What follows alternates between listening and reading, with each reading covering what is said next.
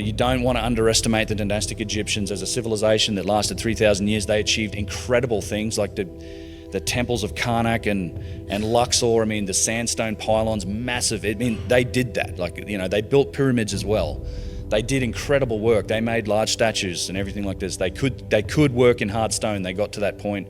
They're a tremendously amazing civilization. So, the lines get a little blurred because they advance their crafts very well. So sometimes it's hard to specifically tell, but there are tells. You can contrast that to the obvious gap, there's a much more obvious gap in places like South America, Peru, the Sacred Valley, right? Because everything gets attributed to the Inca, but that gap between the primitive and the advanced industry is much, much clearer there because the Inca, as a civilization, lasted roughly 150, 200 years. It was only a few generations.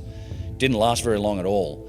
And their work is very primitive relative to the sophisticated work. So you go to Peru and you see the top layer on these massive megalithic walls at places like Ollantaytambo or Sacsayhuaman. You have these little loose cobblestones sitting on top of it. The gap is very obvious once you see it.